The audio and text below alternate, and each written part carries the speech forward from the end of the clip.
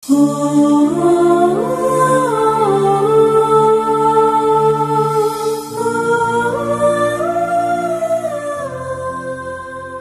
The lord. దేవునికి స్తోత్రం. దేవుని నామానికి మహిమ కలుగును గాక. ప్రభు అయిన యేసుక్రీస్తు నామం పేరట మరొకసారి మీ అందరికీ శుభాలు. I wish you very happy Christmas and merry Christmas. 2024 Christmas celebrations Kakinada పట్టణంలో పాస్టర్ మధుబాబు గారు, అలాగే రాజేష్ ఇమానిల్ యొక్క ఆధ్వర్యంలో హెర్మోన్ బ్లెస్సింగ్ మినిస్ట్రీస్ సేవకులు, సేవకురాండ్రు, శ్రేయభిలాషులు, స్నేహితులు ఈ రీతిగా జరుపుకోవడానికి దేవుడిచ్చిన ఈ మంచి సమయాన్ని బట్టి నేను ఎంతగానో సంతోషిస్తున్నానో, ప్రభువును స్తుతిస్తున్నాను. మరి యొక్క క్రిస్మస్ శుభాలు, దీవెనలు మీకు, మీ కుటుంబాలకు, మీ పరిచర్యలకు కలిగించాలని దేవునికి ప్రార్థిస్తున్నాను. ఈ యొక్క ప్రత్యేకమైన సమయంలో క్రిస్మస్ సందేశాన్ని మరి వినడానికి మీరందరూ ఆయుధపడి ఉన్నారని నమ్ముచున్నాను. నేరుగా మన దైవర్తమానంలోకి వెళ్దాం. మత్తయి సువార్త 2వ అధ్యాయము 10-11 వచనాలు నేను చదవడానికి ఇష్టపడుతూ ఉన్నాను. వారు ఆ నక్షత్రమును చూచి అత్యానందభరితులై ఇంటిలోనికి వచ్చి తల్లి అయిన మరియను ఆ శిశువును చూచి సాగిలపడి ఆయనను పూజించి తమ పెట్టెలు విప్పి బంగారమును, సామ్రాణిని, బోళమును కానుకలుగా ఆయనకు సమర్పించిరి. ప్రభు మన వినికిడిలో ఈ మాటలు ఆశీర్వదించి దీవించునుగాక. క్రీస్తునందు ప్రియమైన వర్లారా, మరి క్రిస్మస్ సీజన్లో మనం జ్ఞాపకం చేసుకునేటువంటి ఒక ప్రధానమైన క్యారెక్టర్స్ జ్ఞానులు.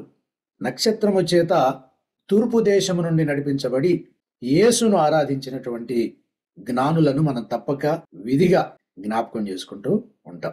సో వారు అనేటువంటి బహువచన ప్రయోగం ఇక్కడ చేయబడింది. సో తూర్పు దేశము నుండి ఒక జ్ఞాని వచ్చాడని బైబిల్లో లేదు, కానీ జ్ఞానులు వచ్చారని బైబిల్ సెలవిస్తుంది. అయితే వాళ్ళు ఇద్దరా, ముగ్గురా, లేకపోతే అంతకంటే ఎక్కువ మందా అని చాలా పరిశోధన జరిగింది. అయితే ఎక్కువ మంది థియోలాజియన్స్ అభిప్రాయపడింది ఏంటంటే వాళ్ళు ముగ్గురు ఆ జ్ఞానులు అని ఎక్కువ మంది అభిప్రాయపడ్డారు. కారణం ఏంటంటే 3 రకాల కానుకలు ప్రభుకు సమర్పించారు గనక బహుశా వారు ముగ్గురై ఉండొచ్చు అని చెప్పారు. ఇద్దరో ముగ్గురో అంతకంటే ఎక్కువ మందో, మొత్తానికి ప్రియులరా, ఒక జ్ఞానుల సమూహము దేవుని నక్షత్రాన్ని, క్రీస్తు నక్షత్రాన్ని చూస్తూ నడిపించబడుతూ మరి వారు వచ్చినట్టుగా మనం ఇక్కడ చూస్తున్నాం. ఆ నక్షత్రము చేత నడిపించబడి వారు యేసు యొద్దకు చేరుకున్నారు ఫైనల్గా. సరే, వాళ్ళ ప్రయాణం ఎలా ప్రారంభమైంది, ఆ ప్రయాణము ఎలా కొనసాగింది, ఆ ప్రయాణంలో మలుపులు ఎలాగున్నాయి అనేది ఈ రోజు నా టాపిక్ కాదు, కానీ ఫైనల్ గా వారు యేసు యొద్దకు చేరుకున్నారు, గురి యొద్దకు చేరుకున్నారు, టార్గెట్ రీచ్ అయ్యారు. ఎందుకంటే తూర్పు దేశం నుండి ఎందుకు బయలుదేరారు? వాళ్ళ టార్గెట్ ఏంటంటే యేసును చేరుకోవాలి, యేసును చూడాలి, యూదుల రాజును దర్శించాలి అనేది వారి యొక్క లక్ష్యం. అనేక మలుపులు, అనేక గందరగోళాల మధ్యలో finally they have reach there goal. వారు యేసు దగ్గరికి వచ్చారు. అయితే వచ్చి ఏం చేశారు అనే విషయాన్ని కొద్ది నిమిషాలు మీ సమక్షంలో ఈ వాక్యాన్ని ధ్యానం చేయడానికి నేను ఇష్టపడుతున్నాను. నంబర్ 1, వాళ్ళు ఏం చేశారండి? ఆ శిశువును చూచి, first thing they had seen Jesus, baby Jesus. వారు యేసుక్రీస్తును చూచారు, ఆ శిశువును చూచారు, బాల యేసును వారు చూచారు. చాలా చిన్నప్పుడు, పసితనంలో, ఆల్మోస్ట్ 2 years అండ్ బిలో ఏజ్లో ఉన్నప్పుడు బాల యేసును వారు చూచారు. అంటే ఆ ఏజ్లో నడిచే స్థితిలో యేసుక్రీస్తు లేడు, మాట్లాడే స్థితిలో లేడు, ఇంకా మాటలు రాలేదు, అలాగే ఏ పని చేసే స్థితిలో లేడు. అంటే ఒక దీన స్థితిలో, ఒక బలహీనమైన స్థితిలో, డిపెండెంట్గా. అంటే పిల్లలు అంటే డిపెండెంట్స్ కదా, ప్రతి దానికి తల్లి మీదో తల్లిదండ్రుల మీదో ఆధారపడే వయసును బాల్య దశ అంటాం. చాలా బాల్య దశలో యేసు ప్రభుని వారు చూచారు. నెంబర్ 1, బాగానే ఉంది, సంతోషం. Finally they have seen the king of juice. రెండవది, సాగిలపడ్డారు. Praise the lord. ప్రియులారా, ఈ జ్ఞానులు, తూర్పు దేశపు జ్ఞానులు బాల యేసుకు సాగిలపడడము కొంచెం ఆశ్చర్యంగా లేదా? సహజంగా సాగిలపడడం అనేటువంటి అనుభవం ఎప్పుడు జరుగుతుందంటే, ఒక అద్భుత కార్యము మన ముందు కనబడ్డప్పుడు, ఒక అసాధారణమైన కార్యము మన ఎదుట ఒక వ్యక్తి చేసినప్పుడు మనం అబ్బురపోయి ఆశ్చర్యానికి గురైపోయి ఇతడు మామూలుడు కాదు, ఇతడు అసాధ్యుడు, సూపర్ మ్యాన్ అని మనం ఆశ్చర్యానికి లోనై ముగ్ధులమైపోయి సాగిలపడతాం. అయితే యేసు ప్రభువారు మాట్లాడలేదు, మరి దేనికి వీళ్ళు సాగిలపడినట్టు? గొప్ప జ్ఞానంతో ఎవరైనా మాట్లాడితే, మనకందని జ్ఞానముతో ఎవరైనా మాట్లాడారనుకో, ఈయన మామూలు మనిషి కాదు, మహా మేధావి, మహాజ్ఞాని అని సాగిలపడ్డారంటే అర్థం ఉంది. లేకపోతే ఒక అద్భుత ఆశ్చర్యకార్యం చేశాడు, చచ్చిపోయిన వాళ్ళని బ్రతికిచ్చాడు, లేని వాటిని మాటతో ఒకటి సృష్టించి వాళ్ళ ముందు ప్రభు ఒక మహిమను కనబరిస్తే సాగిలపడ్డారంటే అర్థం చేసుకోవచ్చు. Jesus had spoken nothing and he did nothing. ఆ చిన్నపిల్లవాడు ఏమి మాటలు ఆడలేని వాడుకుంటున్నాడు, ఏ పని చేయలేని వాడుకుంటున్నాడు. తల్లి పాలిస్తే గాని సర్వైవ్ కాలేని ఒక దీన స్థితిలో ఉన్న బాలయేసును చూచి వీళ్ళు ఎందుకు సాగిలపడ్డారు? వీళ్ళు చూసిన అద్భుతం ఏంటి? అతనిలో చూసిన, లేకపోతే అతనిలో నుండి విన్న అద్భుతం ఏంటి? వాళ్ళని అడుగుదాం, అయ్యా ప్రభు ఏ అద్భుతం చూస్తే మీరు సాగిలపడ్డారు? ఆయన చేసిన ఆశ్చర్యకార్యం ఏంటి? మీరు మిమ్మల్ని అబ్బురపరిచింది ఏంటి అంటే, జ్ఞానులు ఏమంటారో తెలుసా? మేము తూర్పు దేశం నుండి వచ్చిన జ్ఞానులం, మేము భారతీయుల్లాగా అజ్ఞానులమేం కాదు, చెట్టుకో పుట్టకో దేవుడు అనుకొని భ్రమతో సాగిలపడే అజ్ఞానులం కాదు మేము, రాయికో రప్పకో అజ్ఞానంతో సాగిలపడే వారం కాదు మేము. తూర్పు దేశపు జ్ఞానులు అంటే ప్రపంచంలోనే ప్రిలరా జ్ఞానానికి మూలాధారము తూర్పు దేశాలు. తూర్పున దేవుడు తన కార్యాన్ని తూర్పునే ఏదైనా తోటనే ఆయన నాటాడు, తూర్పునే మొదటి మానవుని నిర్మాణం జరిగింది, తూర్పు దేశాలలోనే మరి మన మొదటి నాగరికత ప్రారంభమైంది. జ్ఞానానికి ప్రతీక తూర్పు దిక్కు, తూర్పు దేశాలు. కాబట్టి వీళ్ళు చాలా జ్ఞానులు. అజ్ఞానంతో సాగిలపడలేదు, మూర్ఖత్వంతో సాగిలపడలేదు, లాజిక్ లేకుండా సాగిలపడలేదు. వాళ్ళు చెప్పే వివరణ ఏంటంటే, మీరన్నట్టు యేసు ఏ అద్భుతమైన మాట ఆడలేదు, మా కళ్ళ ముందు ఏ అద్భుత కార్యం ఆయన చేయలేదు, అయినా ఆయన మేము సాగిలపడ్డంతోనే ఆగిపోలేదు. మేము పూజించి, సాగిలపడి పూజించి, మామూలుగా పూజించి కాదు, నిలబడో కూర్చొనో పూజించలేదు వాళ్ళు, ఆరాధించలేదు వాళ్ళు.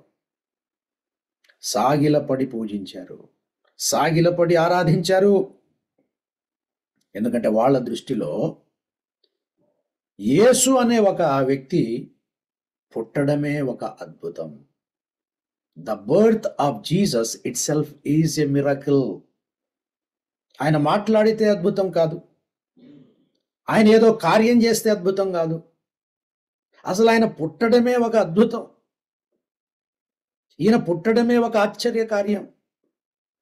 అది ఎంత గొప్ప ఆశ్చర్యకార్యం అంటే, ఆయన ఎదుట సాగిలపడి ఆయన్ని పూజించేదిగా ఉంది, ఆయన్ని ఆరాధించేదిగా ఉంది. యేసయ్య పుట్టుకను ఒక మహా అద్భుతముగా, ఒక మహా ఆశ్చర్యకార్యంగా తూర్పు దేశపు జ్ఞానులు ఎంచినటువంటి సంఘటన క్రీస్తు పుట్టుకలో మనం చూస్తున్నాం. అదేంటండి? క్రీస్తు పుట్టుక ఒక అద్భుతమా? క్రీస్తు పుట్టుక ఒక అసాధారణమా? ఈ లోకంలో ఎంతమంది మనుషులు పుట్టలేదు? నువ్వు నేను కూడా ఈ లోకంలో పుట్టిన వారమే కదా.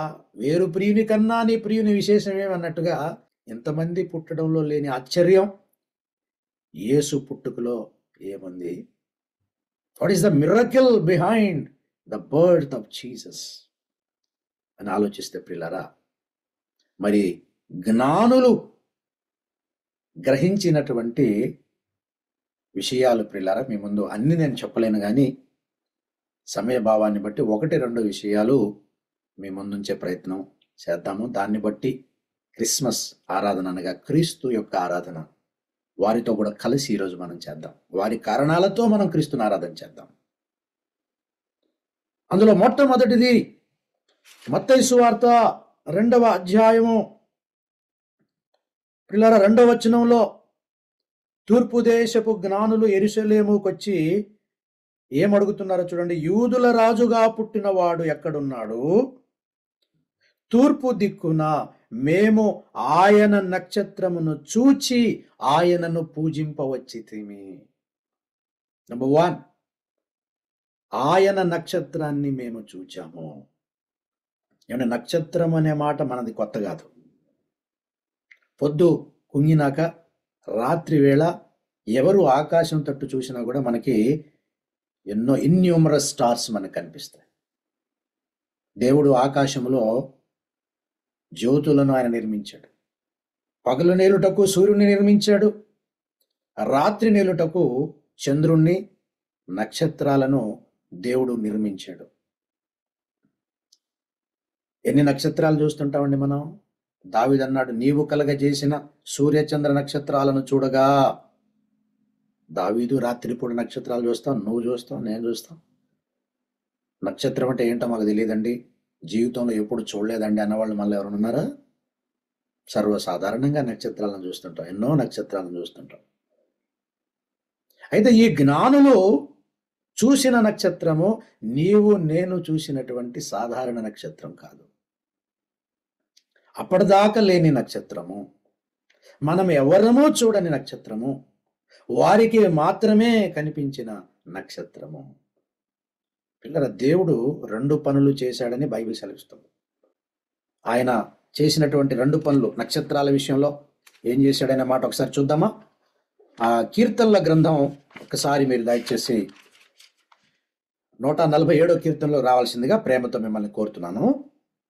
147వ కీర్తన 4వ వచనం, నక్షత్రముల సంఖ్యను ఆయన నియమించి ఉన్నాడు, వాటన్నిటికీ పేర్లు పెట్టుచున్నాడు. ఆదికాండము 1వ అధ్యాయంలో ఆయన నక్షత్రాలను కలగజేసిన దేవుడుగా కనిపిస్తాడు. 147వ కీర్తనలో నక్షత్రముల సంఖ్యను నియమించిన దేవుడుగా కనిపిస్తున్నాడు. There is a specific numbers of stars. మనకెవ్వరికి తెలియదు ఆ నంబర్. మన తల వెంట్రుకల నంబరే మనకు తెలీదు. నక్షత్రాల నంబర్ మనకు తెలీదు, శాస్త్రవేత్తలకు తెలియదు, తెలిసిన వాడు ఎవరు లేరు. తెలుసుకునే లోపు యుగాంతం వచ్చేస్తుంది. Only God knows the exact number of stars in the sky. Only God knows. అంటే కొన్ని సీక్రెట్స్ అనేవి ఉన్నాయి. కొన్నిటినేమో మనకు బయలుపరిచాడు, కొన్నిటిని ఆయన బయలుపరచలేదు, ఆయనతోనే పెట్టుకున్నాడు. He keeps some secrets with him. దేవునికి మాత్రమే తెలిసిన కొన్ని సంగతులు ఉన్నాయి, వాటిని మానవుడు, మనుషుడు ఎవడు కూడా తెలుసుకోలేడు. అలా దేవుడు తనతో పాటు పెట్టుకున్న ఒక సీక్రెట్ ఏంటంటే he knows the exact number of stars. మూడవదిగా ఆ నక్షత్రాల పేర్లు కూడా పెట్టాడట దేవుడు. అంటే భూలోకానికి రాజుగా దేవుడు నియమించినటువంటి ఆదాము దగ్గరికి ఈ భూలోకములో దేవుడు చేసిన పశువుల్ని, పక్షుల్ని, ప్రాకు పురుగులన్నిటిని రప్పించి వీటికి నువ్వు పేర్లు పెట్టు అన్నాడు. ఆదాము అడిగుంటాడు, ప్రభా ఎందుకు నాయనా నాకు ఈ పని పెట్టావు? సృష్టికర్త కదా నీవు సృష్టించావు, సృష్టించిన నీవే, సృష్టించే పనే నువ్వు చేసావు, పేర్లు పెట్టేది చిన్న పని కదా, ఆ పని నువ్వు చేయొచ్చు కదా, ఆ పని నాకెందుకు ఇచ్చావు అంటే దేవుడు అంటాడు, నేను పరలోకపు రాజుని, విశ్వపు రాజుని, నక్షత్రాలకు రాజుని, కాబట్టి వాటికి నేను పేర్లు పెట్టాను. సో పరలోకపు రాజుగా పరసంబంధమైన వస్తువులకు నేను పేరు పెట్టాను. నీవు భూలోకానికి రాజువి, భూలోకములో నాకు ప్రతినిధిగా, నా ఏలికగా నేను నియమించాను. కాబట్టి నేను నక్షత్రాలకు పేర్లు పెట్టినట్టు నీవు ఈ భూజంతువులకు, పశువులకు, పక్షులకు నువ్వు పేర్లు పెట్టాలన్నాడు.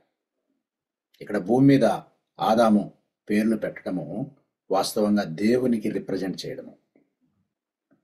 దేవుడికి నక్షత్రాల నెంబర్ తెలుసు, నక్షత్రాల పేరు, ప్రతి నక్షత్రానికి పేరు ఒకటి ఉంది, మనకు తెలుసండి. నక్షత్రాలు కనబడతాయి అంతే, మనకి వాటి లెక్క మనకు తెలీదు, వాటి పేర్లు కూడా మనకు తెలియదు. దేవుడికి వాటి లెక్క తెలుసు, వాటి పేరు తెలుసు. అయితే ఈ తూర్పు దేశపు జ్ఞానులు ఒక నక్షత్రానికి వాళ్ళు పేర్లు పెట్టారు. వాళ్ళు పెట్టిన ఆ పేరేంటో తెలుసా? క్రీస్తు నక్షత్రము, యేసు నక్షత్రము అదే కదా వాళ్ళు అన్నారు, ఆయన నక్షత్రాన్ని మేము చూసాం. ఆయన కలగజేసినటువంటి నక్షత్రము, ఆయన పుట్టుకను తెలియజేసే ఒక నక్షత్రము. ఆయన పుట్టినప్పుడు ప్రత్యేకముగా పుట్టుకను తెలియచేయడానికి దేవుడు సృష్టించిన ఆయన నక్షత్రము, ఆయనకు సంబంధించిన, ఆయన జననానికి సంబంధించిన, ఆయన పుట్టాడనే వార్తను తెలియచేయడానికి ఒక సూచనగా ఖగోళములో కలిగిన దైవ సంబంధమైన ఒక నక్షత్రాన్ని మేము చూసి ఆయన్ని ఆరాధించడానికి, ఆయన్ని పూజించడానికి మేము వచ్చాము. అవును, ఈ లోకంలో ఎందరో పుట్టారు, అందులో అనేకులు మహానుభావులు, వారందరికీ మన వందనాలు. అయితే ఈ లోకములో ఈ 6000 ఏళ్ల మానవ చరిత్రలో గొప్ప గొప్ప వాళ్ళు పుట్టారు, మహానుభావులు పుట్టారు అంటాం కదా. ఎవరైనా పుట్టినప్పుడు ఆయనతో పాటు, ఆయన పుట్టినప్పుడు ఆకాశములో ఒక నక్షత్రం పుట్టిందా? కొత్తగా ఒక నక్షత్రం పుట్టిందండి. పెద్ద పెద్దవారు ఉన్నారు, మహారాజులు, జ్ఞానులు, పండితులు. వాళ్ళు పుట్టినప్పుడు అప్పటిదాకా ఆకాశంలో ఏ నక్షత్రాలు ఉన్నాయో అవే నక్షత్రాలు ఉన్నాయి. ఒకటి పెరగలేదు, ఒక నంబర్ తగ్గల. కానీ 6000 ఏళ్ల మానవ చరిత్రలో కన్య అయినటువంటి మరియ గర్భము ద్వారా, మరియ గర్భమందు పుట్టినప్పుడు యేసు, కొత్తగా ఒక నక్షత్రము నింగిలోకి వచ్చింది. This is something super natural. ఇది మా దృష్టిలో ఇది చాలా అద్భుతము, అమోఘము. ఎందుకంటే మా పితరులు, మా పూర్వీకులు మాకు చెప్పారు, లోక రక్షకుడు ఈ లోకంలో పుట్టినప్పుడు, పాపుల రక్షకుడు ఈ లోకంలో అవతరించినప్పుడు, తూర్పు దిక్కున ఆయన పుట్టుకను తెలియజేసే ఒక నక్షత్రం పుడుతుంది. ఆ నక్షత్రం మిమ్మల్ని ఆయన దగ్గరికి, ఆయన్ని చూపించడానికి మిమ్మల్ని నడిపిస్తుంది అని మా పూర్వీకులు చెప్పిన దాన్ని మేము నమ్ముతూ వచ్చాము. మాకు ఆ నక్షత్రం కనిపించింది, ఆ నక్షత్రం మమ్మల్ని ఇక్కడ దాకా నడిపించింది. We have come to see and the worship the king of Jews అనే విషయం చెప్పారు.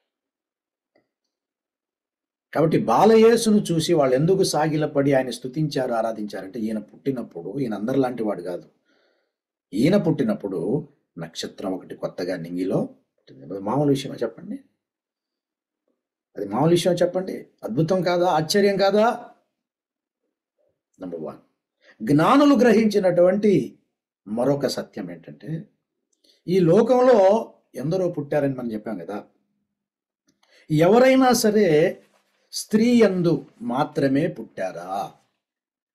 6000 ఏళ్ల మానవ చరిత్రలో స్త్రీకి మాత్రమే, పురుషుని సహాయం లేకుండా, పురుషుని ప్రమేయము లేకుండా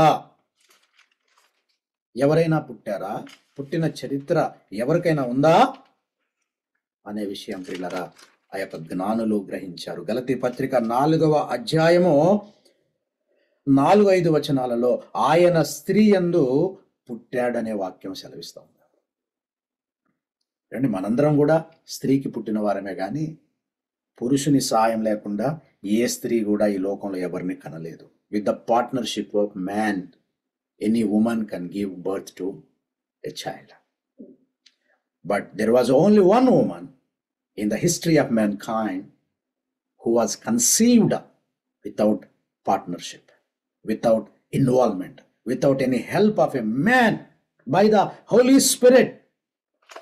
పరిశుద్ధాత్మ వలన మరియమ్మ గర్భవతి అయింది. యోసేపు వలన కాలేదు, మరి ఏ పురుషుని వలన కాలేదు. బైబిల్ గ్రంథం, సత్య గ్రంథం క్లియర్గా సెలవిస్తున్నటువంటి మాట. మత్తయి సువార్త 1వ అధ్యాయం 18వ వచనం, వారు ఏకము కాక మునుపు ఆమె పరిశుద్ధాత్మ వలన గర్భవతిగా ఉండెను. Praise the Lord. వారు ఏకము కాలేదు,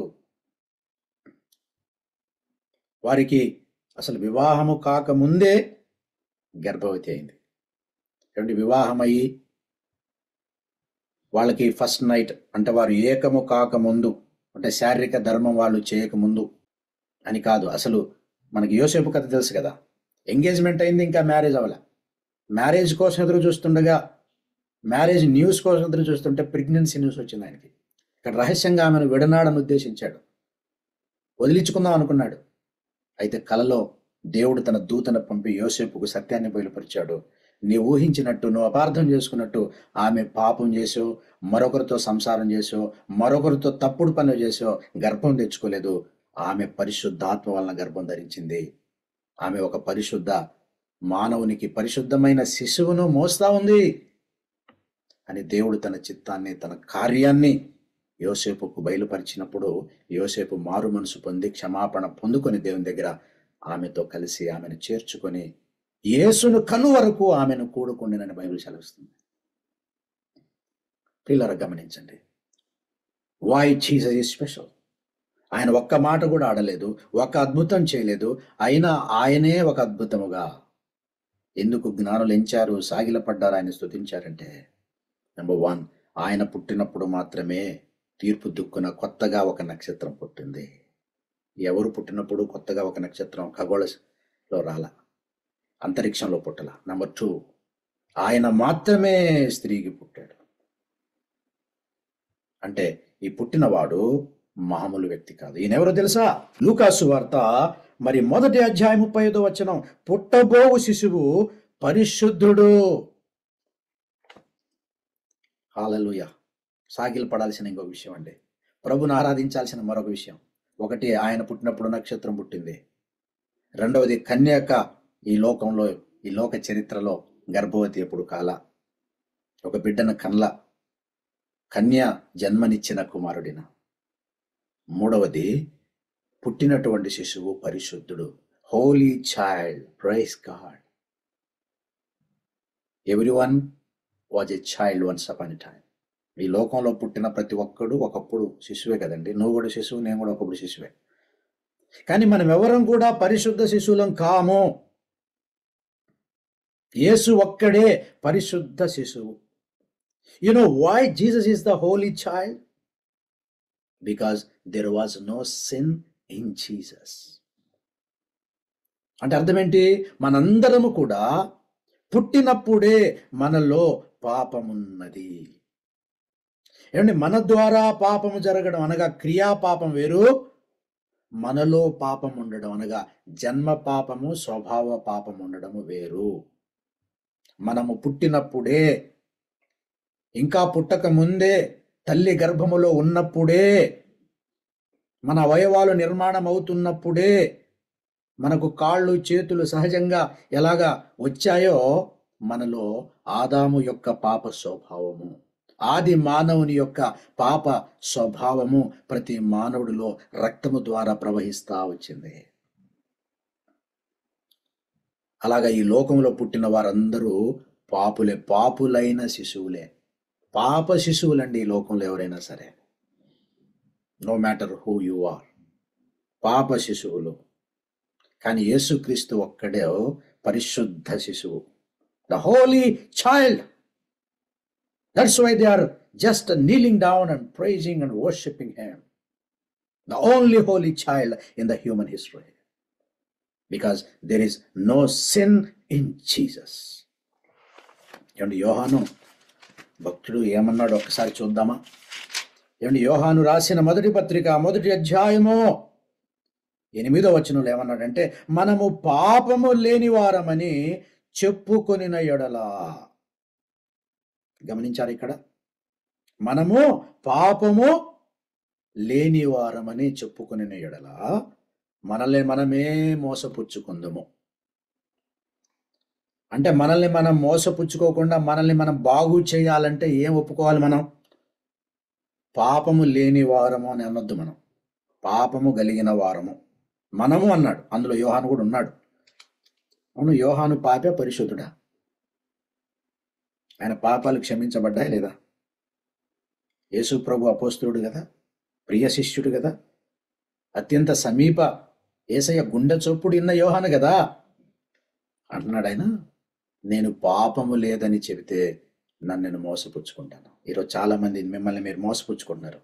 నాలో ఏ పాపం లేదండి, నేను పరిశుద్ధునైపోయాను. నువ్వు ఎంత క్షమించబడినా, నువ్వు ఎంత కడగబడినా నువ్వు ఇంకా పాపివే. ఇది చాలా మందికి అర్థం కావట్లేదు. ఏమండి, మనల్ని దేవుడు క్షమించేశాడు కదా ఇంకా పాపి అంటారేంటి?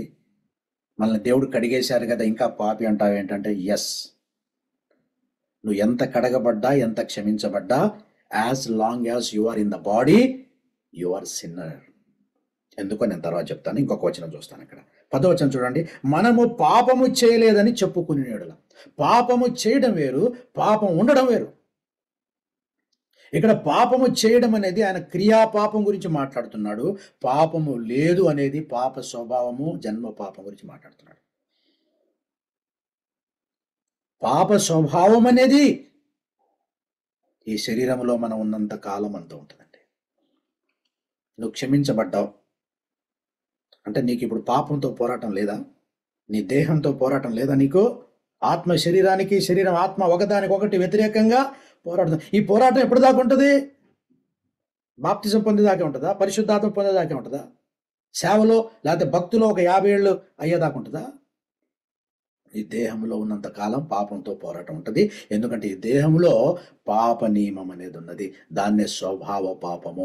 ఆదాము నుండి మనకు వచ్చింది, తల్లి గర్భములోనే మనకు వచ్చింది. రక్తంతో పాటు మన అవయవాలతో పాటు కాళ్ళు చేతులు నీకుంటే వాటితో పాటు అది కూడా ఉందంతే. You will have it till the end of your life. కానీ పాప స్వభావము లేకుండా, స్వభావము లేని మానవ రక్తం ఈ క్రీస్తులో లేదు. క్రీస్తులో ఒక ప్రత్యేకమైన రక్తము ప్రవహిస్తుంది. ఇంకా చెప్పుకోవాలంటే పిల్లల సమయం లేదు.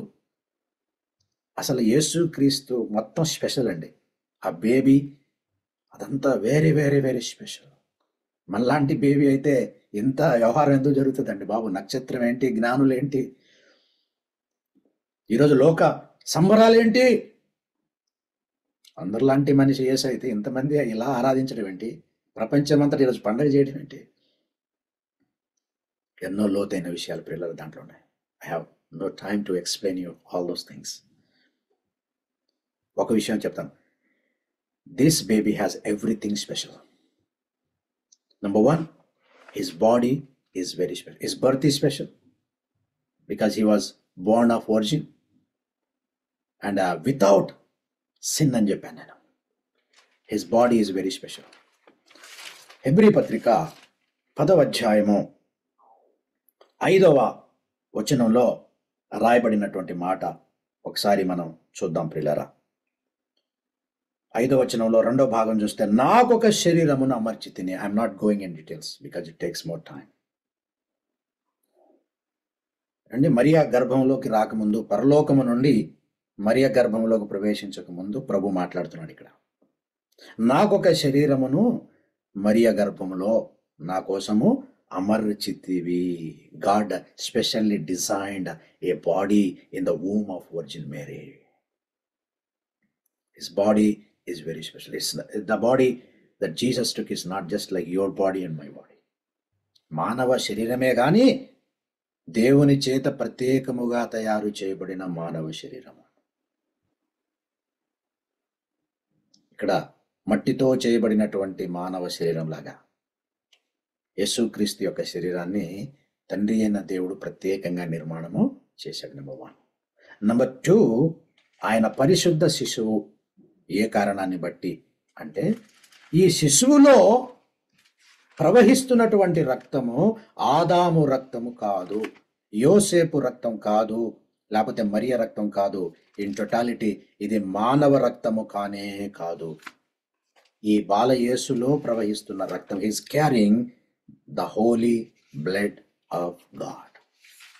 అపోస్తలుల కార్యాల గ్రంథం 20వ అధ్యాయంలో పౌలు గారు చెప్పిన మాటను ప్రియులారా మనం జ్ఞాపకం చేసుకున్నాం. 28వ వచనం, 20వ అధ్యాయం 28వ వచనం, దేవుడు తన స్వరక్తమిచ్చి సంపాదించిన తన సంఘము. అంటే దేవుడు తన స్వరక్తం అంటే ఇక్కడ దేవుడు అనే మాట క్రీస్తుకు ఆపాదించడానికి లేదు. ఇక్కడ ఇది క్రీస్తు శిలువలో చిందించిన రక్తం. అది క్రీస్తు రక్తమే కాదు, అది దేవుని రక్తం. అది క్రీస్తు సొంత రక్తం, దేవుని సొంత రక్తం, గాడ్స్ ఓన్ బ్లడ్. దేవుని రక్తం అట యేసయ్య గార్చింది శిలువలో. ఇప్పుడు దేవుని రక్తం అయితే అందులో పాపం ఉంటుందా? ఇప్పుడు నీలో నాలో దేవుని రక్తం కాదు, ఆదాము రక్తం ఉంది, మానవ రక్తం అంది. ఈ రక్తంలో, మానవుని యొక్క రక్తంలో పాప స్వభావం అనేది ఉంది. కానీ యేసు ప్రభు బాలయేసులో ప్రవహిస్తున్న రక్తము అది పరిశుద్ధ రక్తము. ఆయనలో ఉన్న దేవుని యొక్క ప్రత్యేకం, ఎవ్రీథింగ్ స్పెషల్ అన్నాను కదా. Body is special and the blood is also special. It is God's own blood. ప్రత్యేకంగా శరీరాన్ని అమర్చాడు, ప్రత్యేకంగా రక్తాన్ని తయారు చేశాడు దేవుడు. దేవునిలో అయితే సొంత రక్తం అంటే దేవునిలో ఉన్న రక్తం ఇచ్చినట్టు కాదు కదా, ఎందుకంటే దేవునిలో రక్తం ఉండదు. అంటే ఆత్మలకు ఎముకలు మాంసం ఉండదు అంటే రక్తం కూడా ఉండదు. God specially designed a holy blood as a holy God and that is flowing in the veins of this baby Jesus Christ. ఆయనలో ప్రవహిస్తూ ఉంది ఈ రక్తం. ఈ రక్తమే సర్వ మానవాళి పాపాలకు పరిహారం చేసే రక్తం. రక్తము చిందింపకుండా పాప క్షమాపణ కలగదు. అయితే ఎలాంటి రక్తం అది? గొర్రెల యొక్క, మేకల యొక్క, మానవుల యొక్క పాప రక్తం కాదు. మనం బట్టలు ఉతకాలి, బట్టలకున్న మురికి తొలగించాలంటే మురికి లేని మంచినీళ్ళు వాడతారా, ఇంకొక మురికి నీళ్లను వాడతారా?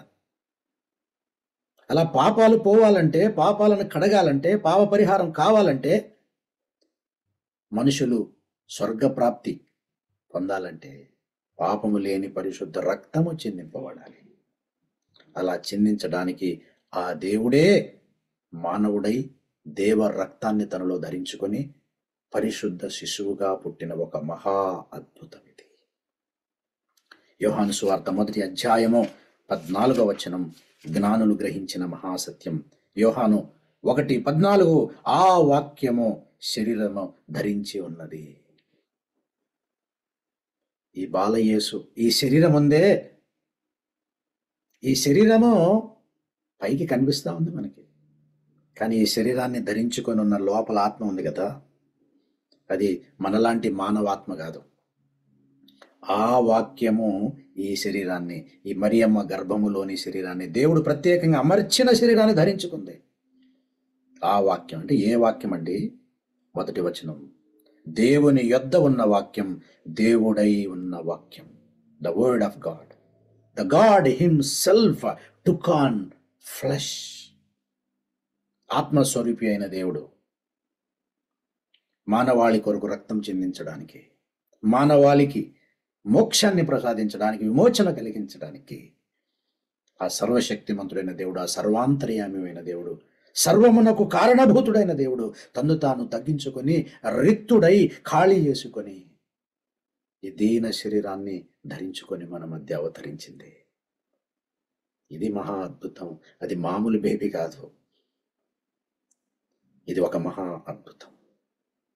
ఈయన చేయబోయే యజ్ఞాన్ని బట్టి పాపులు పరిశుద్ధులు కాబోతున్నారు, నరకపాత్రులు నిత్య జీవానికి అర్హులుగా మార్చే ఒక అద్భుతం ఇప్పుడు మొదలైంది అని వారు యేసుకు సాగిలపడి స్తుతించి ఆరాధించి తమ పిట్టలు విప్పి కానుకలు సమర్పించారు. ప్రియులారా, ఇలా వాళ్ళు గ్రహించినవన్నీ చెప్పుకుంటూ పోతే it takes lot of time. Let me come to my conclusion point. జ్ఞానులు బాలయేసును చూసి ఆయన ఏ మాట ఆడకపోయినా, ఏ అద్భుతము చేయకపోయినా ఆయన గొప్పతనాన్ని ఎరిగారు, ఆయన మహిమను గ్రహించారు, సాగిలపడి ఆయన ఆరాధించి స్తుతించారు. మరి ఇప్పుడు మనం 2024లో యేసయ్య పుట్టుక, యేసయ్య జీవితం, యేసయ్య యజ్ఞం జరిగి 2000 సంవత్సరాలు, యేసయ్య మాటలు మనం విన్నాం. ఎలాంటి మాటలు ఆయన ఆడాడు? ఆ జ్ఞానులు యేసును దర్శించే సమయానికి ఆయన ఏ మాట ఆడలేని పరిస్థితిలో ఉన్నాడు. కానీ ఈరోజు నువ్వు you have heard many words of Jesus.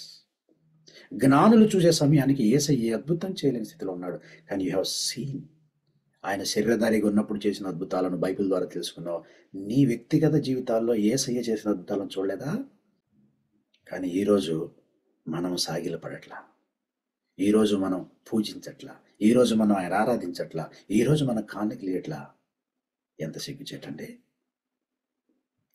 వాళ్ళు వినకపోయినా చూడకపోయినా అన్ని గ్రహించి సాగిలపడి వాళ్ళంతగా పరవశులై ప్రభుని స్తుతిస్తే, ఇన్ని అద్భుతాలు చూసిన మనం, ఇంత ప్రేమను ఆయన ద్వారా చూసిన మనం, ఇన్ని అద్భుతమైన మాటలు విన్నటువంటి మనం ప్రభుకి ఇంకెంత సాగిలపడాలి, ప్రభును మనం ఎంత ఆరాధించాలి. ఈ రోజున ప్రభుకి ఎంత కానుకలు సమర్పించాలి, అసలు మనకు మనమే కానుకలు అర్పించే ఒక మహా అద్భుత కార్యము దేవుడు మన కోసం చేశాడు. దేవుడే ఒక అద్భుతంగా ఈ లోకంలో అవతరించి యజ్ఞాన్ని సెలవులో గావించి మనందరికీ గొప్ప రక్షణకు ఆయన కారకుడయ్యాడు. ఆయన మన నుండి ఏం కోరుతున్నాడు, ఏం మనం ఆయనకి తిరిగి ఇవ్వగలం? ప్రభువా, నీవు చేసిన ఉపకారములకు నేనేం చెల్లించగలను? నీ రక్షణకు నేనేం చెల్లించగలనయ్యా?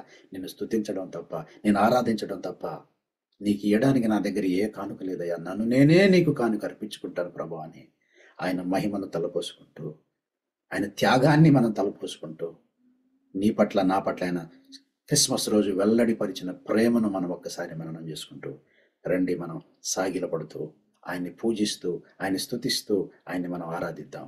Let us celebrate a personal Christmas. The real Christmas is praising Jesus, worshiping Jesus, reminding and recollecting the great sacrifice of Jesus. గొప్ప త్యాగానికి గుర్తండి క్రిస్మస్. ఆయన త్యాగాన్ని బట్టి ప్రభును స్తుతిద్దాం. దేవుడి కృప మనందరికి దయచేయను గాక. రండి మనం ప్రార్థన చేద్దాం, రండి మనం ప్రభును స్తుతిద్దాం, రండి మనం కూడా జ్ఞానులతో కూడా కలిసి ఆయన ఎదుట సాగిలపడి ఆయన్ని స్తుతించి ఆరాధిద్దాం. ప్రభు ఈ సమయాన్ని దీవెనకరంగా మార్చును గాక.